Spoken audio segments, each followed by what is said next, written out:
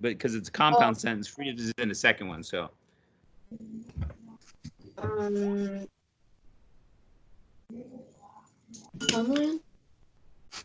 okay, homeland is the direct object. And what is the subject there, Brianna? What do you think? Man. Okay. Anybody disagree with her? Because I do. What'd she say? She said men For what? was a subject for that sentence. All of these men missed their Russian homeland. What do you think, Emma? What do you think? What is the subject there for all of these men missed their Russian homeland? The subject is men. Wait, no. Men. I'll ask you an easier question first. What would you call of these men? What is that called? It's a prepositional phrase. So then what is the subject? All. All is the subject. All missed. Missed what? Homeland. That's the direct object. And you guys got that part. So, all right. They wanted freedom. Freedom is your next direct object there. Sikorsky, Rachmaninoff, and Stravinsky made great contributions to society and lived happy lives. That's all one sentence there. It's a compound because the next part is, but they were always saddened by the thoughts of the Russian people under the iron rule of the communists. So your two other ones you have are contributions and lives for that one. Contributions and lives. Now, for those of you that did the Jonah thing, let me hear what you have. So who did the Jonah thing? The right B on that page. You did, Katie. Go ahead. Why don't you give me your sentence for using Jonah as a subject? Okay, say it again. I couldn't hear you. You're kind of far away from your. I'm going to. Did anybody hear her? She said Homework pass. Oh, you did. Okay, so Andre, go ahead. What'd you have? I don't work pass also. I'm doing it. You did a homework pass too, Andre? Huh? Never stood up. Did anybody do the sentences at all? Anybody do the sentences? Nobody did the sentences. Okay. All right. So somebody, let's just do it then. Tell me then, Eric, give me using Jonah as a subject. Jonah went to the stream. Okay. Jonah went to the stream. Very good. That's the subject. How about as a direct object? Wait, me or somebody else? No, anybody. Who wants to try it? Jonah as a direct object. We're all calling your name, one of the two.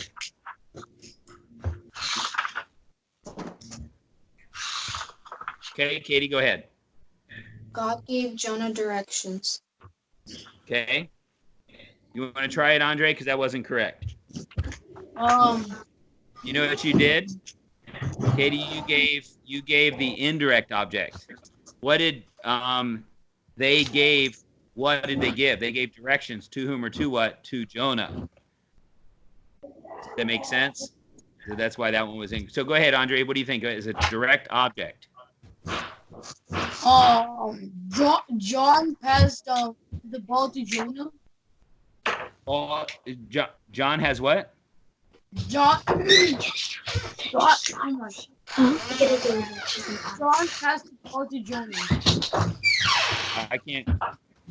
Too much squeaking. Go ahead. Do it again. John passed the ball to Jonah. Okay. To Jonah that makes it a prepositional, an object of the preposition. So that is not also a direct object. You want to try it, Brianna? Go ahead. We sent a letter to Jonah. Okay, again, that's a prepositional phrase. To Jonah is a prepositional phrase, so that would not be correct. Anybody else? How about John hit Jonah? You see, he received the action of the hitting. John hit Jonah, so that would be a direct object. How about a predicate nominative? That means it has to be a linking verb linking the subject to Jonah as the predicate nominative. Jonah and John were playing together. Okay, no, that makes him the subject. So, and were playing is an action verb. You need a linking verb there. What do you think, Andre? John felt Jonah near him.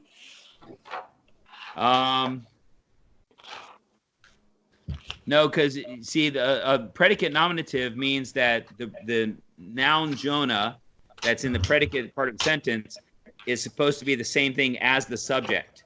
And the subject was John, and John is not Jonah, so that can't be the same thing. So you got to do something different. I'll give you a hint. I'll start with this. Start with this. The prophet. Finish that and make Jonah the predicate nominative. The prophet Jonah was amazing.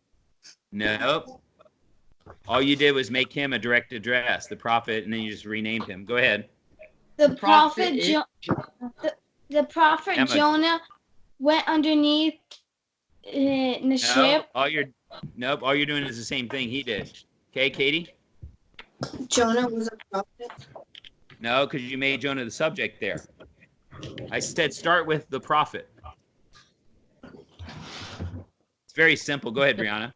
The prophet Jonah looked for the Nope. Oh, You're renaming him. When you say the prophet Jonah, what you're doing is you're renaming Jonah there. That's not a predicate nominative because it's not in the predicate part of the sentence. Andre? The prophet went down the hill, but Jonah realized that it was the wrong way. Okay, the prophet that went down the hill. No, the prophet went down the hill, but Jonah realized that it was the wrong way. No, because you're making Jonah the subject of the second part of that sentence. Eric, go ahead. The prophet was Jonah. There you go. That's it. The prophet was Jonah. Was is a linking verb linking Jonah to the subject, which is prophet. Prophet is your subject. The prophet was Jonah. Okay? Jonah is equal to the prophet. They're the same person, so there's your predicate nominative. Okay, so that's how the predicate nominative works. All right. So today you'll be doing Think C, where it says identify the bold words as direct objects or indirect objects by putting IO or DO in the blank. Now, that will be for points, okay, for that one. So each one's going to be 1 point. There are 8 there altogether. I guess if you just guessed at them all, you'd have 50-50 chance of getting them right because there are only 2 choices. But remember, you cannot have a direct object in a sentence, an indirect object, unless you have a direct object, okay? So make sure you understand that. And then on page 156, so move over to there, 156. So now you got to decide, they're trying to help you to identify or recognize the difference between an indirect object or an object or the preposition. So why don't, Eric, why don't you read there at the top? Everybody follow along. Indirect object or object of a preposition. Preposition is a group of related words that does not continue. Hold on a second, stop. Juliana, is that your crowd? There's a noise in the background, so that's why I was wondering. Okay, go ahead. Do that blue sentence again, Eric. A preposition phrase or is a phrase that begins with a preposition, ends with Okay, a noun. stop. Sorry. Juliana, is that what happens is this. When they speak, it cuts off what Eric is saying. So I can't hear Eric because they're in the background talking. Is that door closed? Yeah. And they're still that loud. Okay. Can you just tie them up outside or something? Yeah, can I go tell them to be quieter? Yeah, if you don't mind, that would be great. Yeah, go ahead.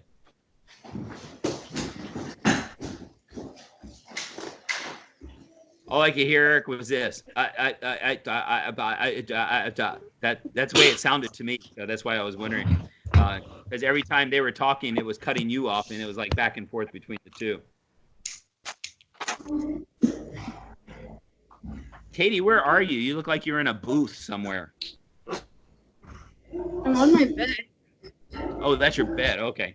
It looks like in the background because it's like little button holes on the wall or something, like you're in a booth, sitting in a booth at a restaurant. Is that just your wall, the way it's decorated? No, that's my headboard. Oh, it's your headboard. Okay, that makes sense. All right. All right, you ready, Juliana? Is that good now? Okay, so go ahead, Eric, do it one more time. The prepositional phrase is a phrase that begins with a preposition and ends with a noun or pronoun, object. There are many modifiers that between the preposition and its object. These modifiers are part of the phrase. Okay, and so the modifiers can be either adjectives or adverbs. In other words, you can have usually an adjective, it will be modifying the object of the preposition, which is that last word. So for instance, in that first example, Brandon stood beside the swimming pool. The and swimming are both adjectives describing pool. Now, if I said beside the very big swimming pool, very would be modifying big, and big would be modifying swimming pool. So that'd be an adverb if that was the case. But we'll go ahead and continue on there. It says a prepositional phrase may have a compound object. All right, so Andre, finish that one.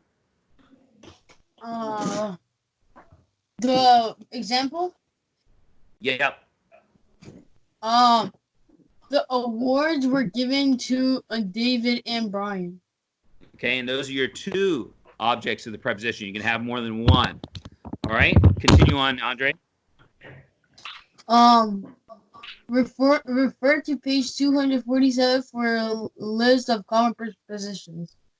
Okay, and then Brianna. You can tell the difference between an indirect object and an object of preposition by noting the location of the noun to be identified. An indirect object is always between the verb and the indirect object, and object of preposition usually comes after a preposition. Okay, so we've got to just identify those and make sure you don't get confused. So let's look at it. Think A on number one. It says, if, first of all, the instructions say if the underlined word is an indirect object, write IO, and if the object of a preposition, write OP. That seems easy enough, right? So tell me the story of Jesus. What do you think that is? OP. Andre? OP. OP, object of preposition. What is the preposition there? Of. Of is a preposition, and Jesus is the object of the preposition. Very good. So put OP for number one. Okay. Emma, do number two. The mother read a story to her young child. It's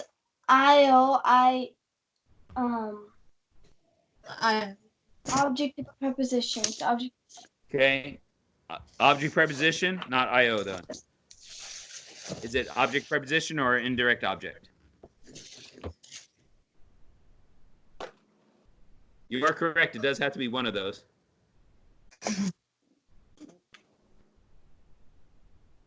Indirect object. Indirect. Okay. Object. Now go back up the top at the instructions, and it says on. Let's see. Okay. Look at the very last sentence in the blue box there. It says an indirect object is always between the verb and the direct object. Okay? So, and then it says an object preposition usually comes after a preposition. So look again. Can that word be between the verb and the direct object?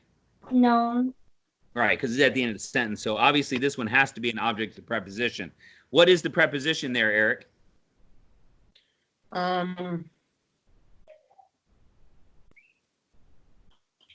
Two. You guys have your preposition cards? No. No, maybe you should get those. That would be helpful. But or you can turn to page 247. You left yours here, Brianna? No, I didn't. Oh, you have them? Okay.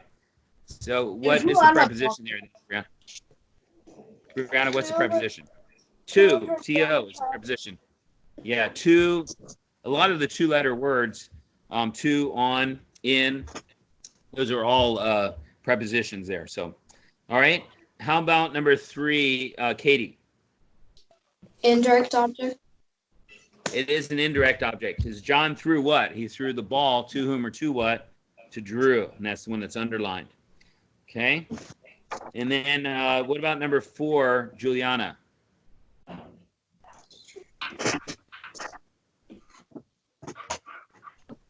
Indirect object. It's an indirect object. What did Haley give? She didn't give the teacher. Here's the teacher for you. Okay? She gave the money to whom or for whom? The teacher. Okay? And so that's the yeah, I know some of you would like to give your teacher away, wouldn't you? But you can't do that. Sorry. First of all, you have to be strong enough to pick me up. That'd be one thing. And I don't think most of you are. Boy, it's getting dark out there now. Must be another shower coming through. Okay. So I'll let you finish that one. Now look at the bottom on right B. It says on notebook paper. Now you don't have to do this on notebook paper, but just do it in your book. It says you're going to write one sentence using friend as an indirect object. Write one sentence using friend as the object of preposition. Write one sentence using Alexis as an indirect object, and write one sentence using Alexis as the object of the preposition. That shouldn't be too hard. Don't waste a pass on that. Just do it. Come on in, Miss Mullins. Say hi to Miss Mullins, everybody. Hi, Miss Mullins. You can come see them if you want. I want to see all the people. Oh, hi guys. Hi. Oh, I'm 6 feet. I know. Yeah. Forgot. How are you? Hey. Good. I'm going to talk to Mrs. Smith now, so hi, bye. Bye. We've got to maintain our 6-foot distance, right, for social distancing. Okay. All right. So then on page number 157. Now, this is what some of you guys were doing earlier when you said the prophet Jonah. That is called, well, it's not really a direct address. There's a different name for it. I can't remember it. I'll remember it. I'll remember it later. But anyway, so it says a noun of direct address is the name of a person to whom a sentence is directed. It is set off by commas. Did you know, Ellen, that tomorrow is Arbor Day? You guys know what Arbor Day is? No. It's a day in celebration of trees, believe it or not. Arbor is a word that has to do with trees. Now, you guys would like you like to go climb trees? Anybody like to go climb trees? I used to, but I can't lift my heavy body up a tree anymore, I don't think. And so that's kind of a difficult thing. But this is a direct address. You're telling that person, you name them. You don't need to name them because you've left the word Ellen out. Did you know that tomorrow is Arbor Day? All that's in there is for emphasis. Like if I'm talking to you, I say, did you know, Brianna, that today is Wednesday and you have a half lesson? Okay? And so I'm emphasizing by saying your name there. If I looked at Brianna on my screen and I said, Brianna, or if I didn't say Brianna, I just said, did you know that today is a half lesson? And she would know I'm talking to her because she could see me. But when you do that, you're usually doing it for emphasis. And a lot of times in writing, that's the way it's done. Woo! We got some hail coming out here.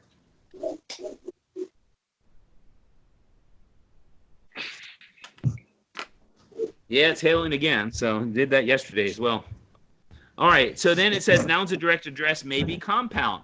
So if I said Eric, Katie, Andre, Juliana, Brianna, and Emma, and it's set off by a comma. That's a direct address to all 6 of you. Mr. John, Mr. Yeah. John, may I use the restroom? Yeah, I guess so. You do need to come back because we will be doing reading. So, but Okay. basically, what's going to happen is you're going to be doing this whole page here, just A and B. So, in any case, so anyway, so the other one, please be seated, students. Students is a direct address. It's not a specific name of a person, but you're calling a group of people what they are in that. All right. So in Think A, what you're going to do is you're going to take. By the way, that word IAN is a name. The name of Ian. Okay. You may have heard that name before. It's an Irish name, but Ian. All right. And so you're using the direct address, using that sentence. Did you know that Salt Lake City gets more snow annually than Fairbanks, Alaska? Now, in the number 1, you're supposed to use his name at the beginning and set it off with comma. Then in the middle and set it off with commas. Then at the end and set it off with commas. You're writing the same sentence over and over again. You're just putting the word Ian, the name Ian, in different places. Then on Think B, you're going to draw a line under the subject the direct, everybody look at me, the direct address is not the subject. Never the subject. The direct address is never the subject. And actually, when you diagram it, watch, this is the way it is. Okay? Subject, verb, direct address goes separately from the sentence completely. Okay? So it's not even a part of the sentence.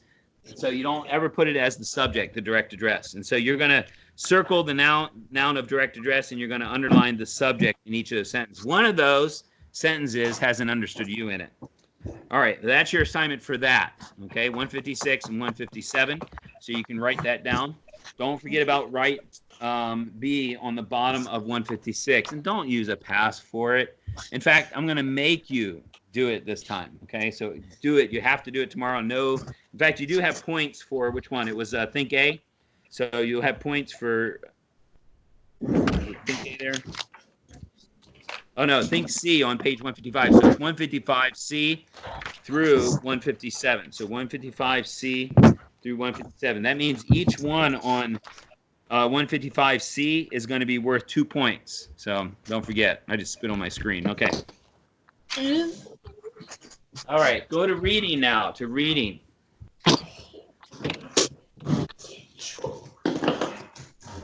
We'll finish up the Pied Piper of Hamelin. And tomorrow, by the way, we will not be doing. Actually, we might be tomorrow. I can't remember. Might be doing it together. But we're not going to be doing it together as often as we did this one. It's just that this one was a little bit more difficult to read. And so I wanted to do it with you so that you'd have a little bit better understanding of it. All right. All right, so here we go. So number 13. Now the assignment was 155C through 157, Emma, for language. Okay. And we're in reading now. So in reading, page number 387. So what was the last thing we saw in this story that was happening? The children were following the dude guy. Following the dude guy. Okay. The Yeah, I'll tell you Pied what, your vast vocabulary had just serves you well. Yes, they were following the Pied Piper. Okay, the dude with the pipe. Okay. Anyway, so the Pied Piper, he didn't get paid his money. And so he just said, hey, don't mess with me. And they said, you know, what are you going to do? The rats are dead. You can't bring him back to life. So therefore, we're not going to pay you. And so he said, okay, then I'll take care of it. And he took out his pipe, started playing it. And then who was following him but all the children? Now, what do you think their thoughts were when they see the children following him?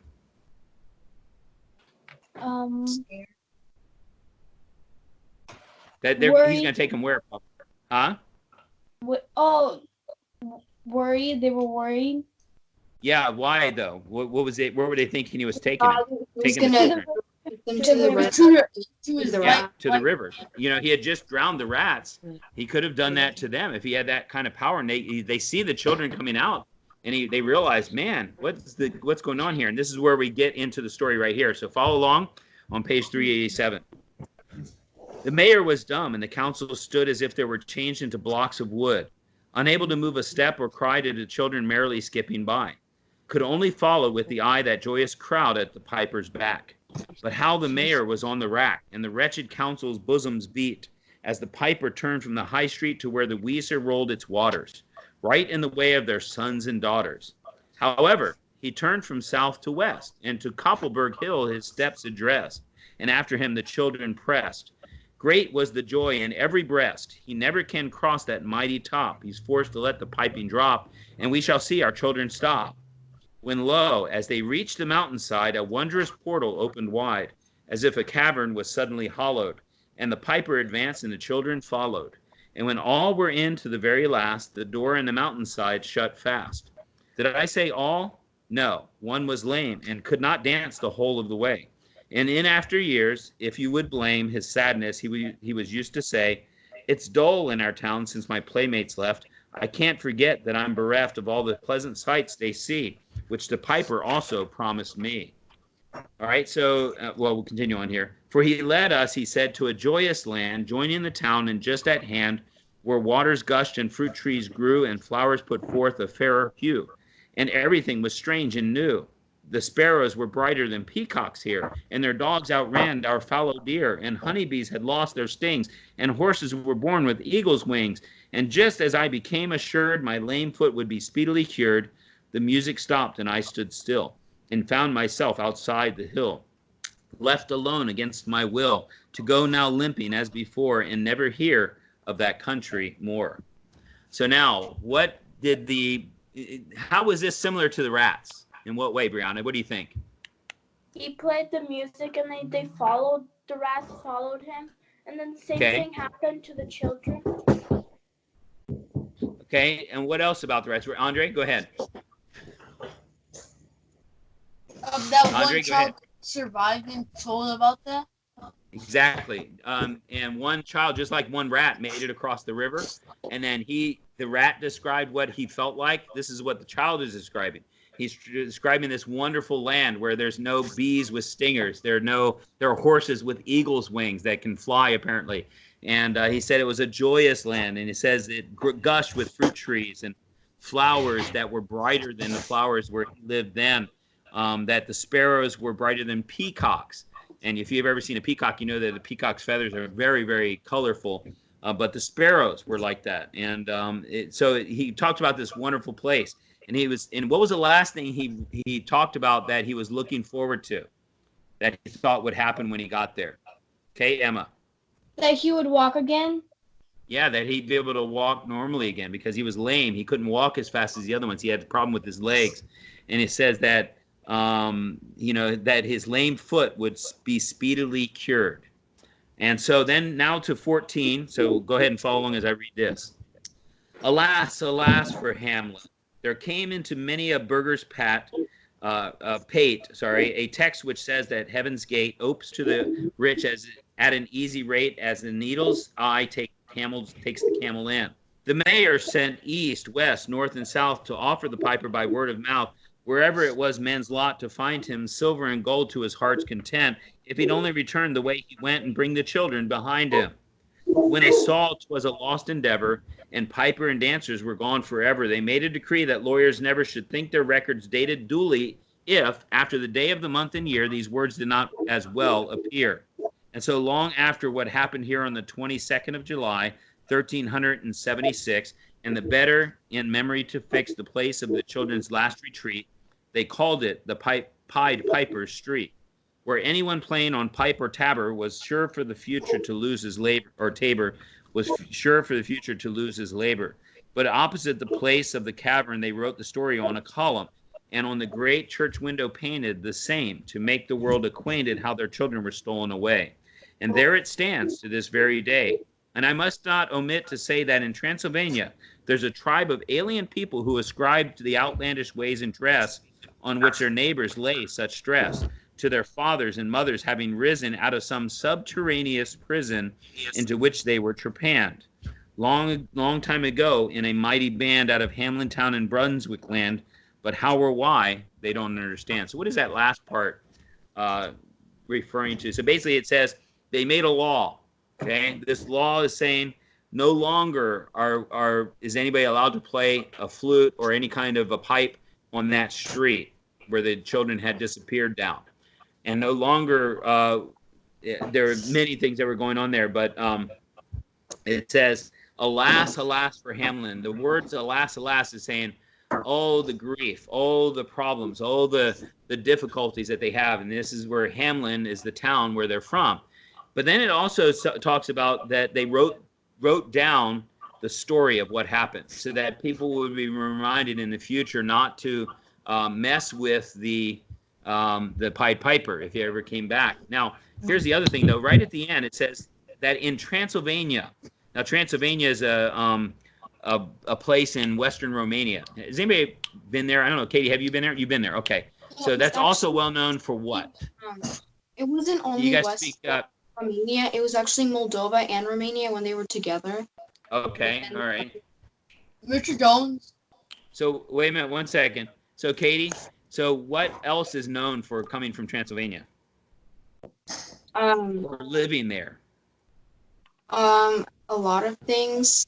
Well, particularly count somebody. Count somebody? Oh, Count Dracula. Yeah, Count Dracula, which of course some people claim him to be a vampire, but he was an actual count. He was somebody that actually lived. What's where that? It's actually they thought he was a vampire because he had this disease that people have today, where if he stays in the sun too long, his skin like burns off. Oh, really? Yeah. Okay. Yeah, actually, some people are allergic to sun. Mrs. Gustafson, she is actually allergic to the sun. She'll start breaking out in a rash if she's out in the sun too long. So it's not just burning. She'll actually break out into the hives and stuff. So, Andre, what was your question? I have a problem. You have more than one problem, but which particular one are you talking about? My phone's on 4%. I'm sorry, you're what? Okay, we're almost done anyway, so. All right, so just one moment, we'll finish up. So it says here, the very last one, 15, it's only 4 lines. So, Willie, let me and you be wipers of scores out with all men, especially pipers. And whether they pipe us free from rats or from mice, if we promise them aught, let us keep our promise. Okay, and so he's saying basically, it's like if we promise a piper to do something and he does it, we better pay him, because otherwise we're going to pay the price. Okay, you have a question, Emma? Or are you just stretching? Stretching. All right, so your assignment there is for pages 153, 154. If you want to look at that real quick, I'll give you a little bit of heads up on it before Andre's power runs out. And if Andre, your power runs out, you can always go get the video once I download it, and then all you have to do is look toward the end there because you saw the rest of it. I did start the video late, but everybody is here, so it shouldn't be too much of a problem. All right.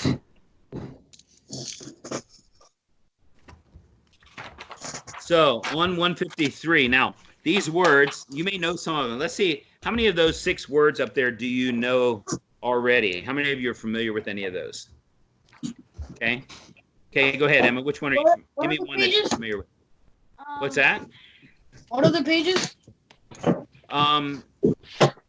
Page 153 and 154. Vermin. Go ahead, Emma. Vermin. Vermin. What is a vermin? Rat.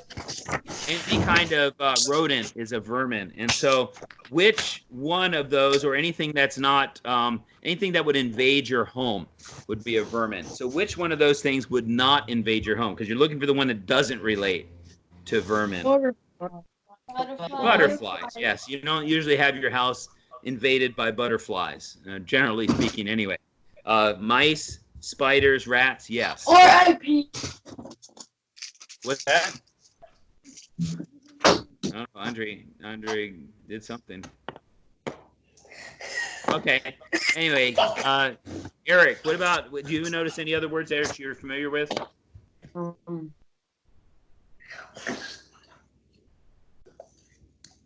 Ditty, obese, swarthy, consternation, mutinous. Nope. Anybody else? Anyone that you're familiar with? Hey, Yuri, stop that, please. Is that Yuri messing with you? I'm going to smack him. I'm telling you. Next time he's here, I'm going to smack him. All right. So how about, you know when, Katie? Go ahead. Obese. Obese. What does obese mean? Overweight. Overweight. So which one would not fit with those things? Slender. Slender. Yeah. Somebody who's slender is definitely not obese. Okay. For the other ones, let's see. What about a ditty? You know, Emma? You think? It means sing or hum or. Yeah, you've got 2 of them. So what's the third one? Or rhyme or. Yeah. So it's like a story, a little ditty. Sometimes it's a song. People call them little ditties, especially in the, if you ever hear of people telling you stories. It looks like Andre ran out of power there. All right. And then let's look at the bottom. So at the bottom there, it says place dots. I'll let you look up the other 3 words. You can look them up online if you want, or in your dictionary, you can figure out what they are. But it says place dots, divide the LE words into syllables. All right. Remember that LE words are the LE part sort of counts as, or LE or DLE. Let's see. It says in most words ending with consonants plus LE, divide the syllables before the consonant. In words ending with the consonant, digraph CK or LE, divide the syllables after the CK. So look at number 3. That one has a CK in it, right? So the CK counts as one sound. Vowel, consonant, consonant, vowel. That's always the way you split them up, or most of the time, that's the way you split up the words. And so you have trickle, T-R-I-C-K-L-E. Here is your vowel. CK is considered a consonant because it's one sound, and then consonant, and then vowel. So it gets divided between those things. So it's divided between the K and the L, okay? And I think you guys probably remember that from before, all right? And so most of those are going to be something similar to that. And then how about like number 7? Where do you think that one's divided, Eric? Number 7. Right before the B and the EL, like right between them. Okay, no, it wouldn't be there because even though vowel, consonant, consonant, vowel, in this particular case, it's going to be different. Does anybody have an idea of where they think it might be divided? Okay, Brianna? Between the A and the B. Yeah, so Eric, on that one, listen to the sound. Table. So you see how the BL is one sound together? So that's connected together. That means they cannot be separated, even though you would follow that vowel, consonant, consonant, vowel normally. But that one, that's a blend sound. So BL would not be split. So it would be te, and then the dot, and then BLE, bull, okay? And so that's, on some of those that are like that, that's how you would do it. There is at least one other one that way. So I'll let you figure it out. Now on 154, you can do a little bit of this.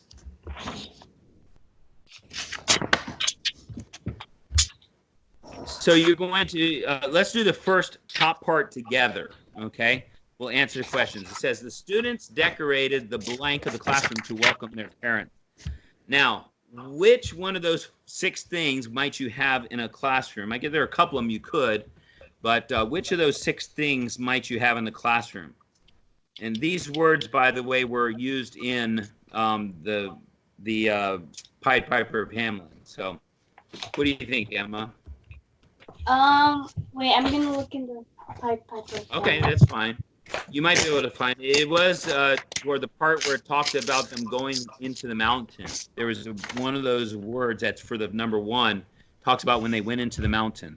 Something opened up, it said, so that they could go into the mountain. A portal? They decorated the portal? No, Yeah. never mind. So what do you, yeah, no, that's right. So what is a portal, do you think? If it could open up in the mountain. A doorway John. and Yeah, exactly. A doorway or an entrance, exactly. Did you look that up in your glossary? Is that in your glossary? no, I looked Oh, I it didn't up know. In the book.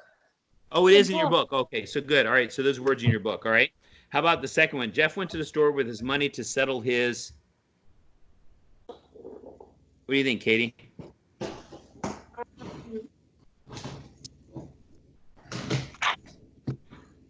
Settle his commentary. Settle his enraptured. Settle his hue. I know. Hold on. Settle his scores. Because we've already used portal, so we know it's not that.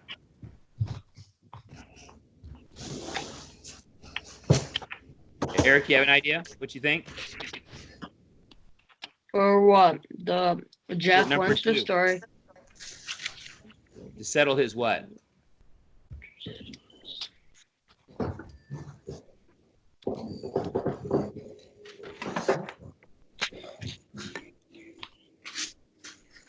What is he settling? Sometimes you would say this if you're trying to get back at somebody. I'm going to settle this thing.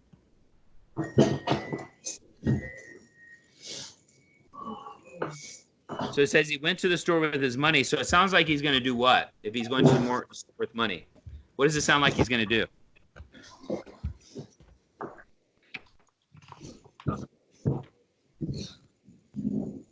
You want to take a guess, Brianna? What? Yeah, settle his scores, and that's a common way of referring to a debt you owe to somebody. Sometimes the debt can be that you're trying to get them back or you're paying them back for something they did to you. Sometimes it's a debt that you owe because you borrowed something from somebody, so you're settling the score. All right, this one you should be able to get pretty easily, I think. The store had paint of every Hue.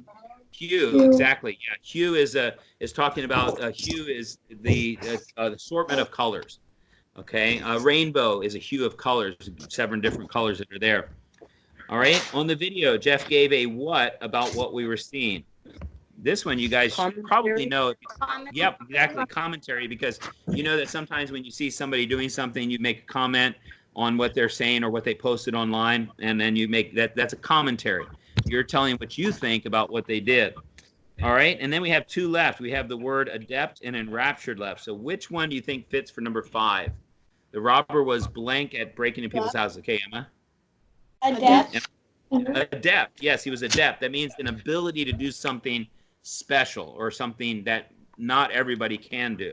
So the last one, the little boy was Enraptured. enraptured. Is the only thing left. So he was enraptured. Enraptured means that you're in such awe of something because you see it and it looks so wonderful. It's like he was enraptured by all the flavors of ice cream at the ice cream store, you know, that type of thing. And so some of you are thinking about that. I made cookies for the teachers this morning because it's Wednesday, and I gave the teachers cookies from what we have but hopefully we'll be able to have cookies and pizza and hot dogs and things again if we get back, and especially our field trip. That's what I'm looking forward to. So tomorrow, in addition to, yes. Are we gonna have our pizza and ice cream party for winning first place in the thing? We will if we have school. If they open school again, we will have that. Yeah, we will do that. So, all right. And by the way, so tomorrow, in addition to, we'll have math, which is a half lesson we're checking, and we'll teach a new lesson. We won't have reading. We'll have language, but then we'll also have our spelling pretest. Okay. So don't forget about that. We'll have the spelling pretest, and then you'll be free for the day. Have a good day. Be good. Stop yawning. Take a nap, whatever you can do. Make sure you get your work done, Eric. I will text your mom and let her know that you weren't done with your language. So you better get it done today, because you know what she's going to do, probably strangle you. I don't know. Or maybe your brother or sister will. I have no idea. All right. Have a good day, guys. See you later. Mr. Jones? Yes, what, Eric? I have a question on my reading page. All right, go ahead. On one of my reading pages, this was a missing assignment. It was like about the Tom Sawyer thing. One of the Which questions page was Which page on was it? page 218. You were Okay, supposed one to second. rewrite the 1 second. Let me get there. I'm trying to get to it first, okay? All right, go ahead. I'm there.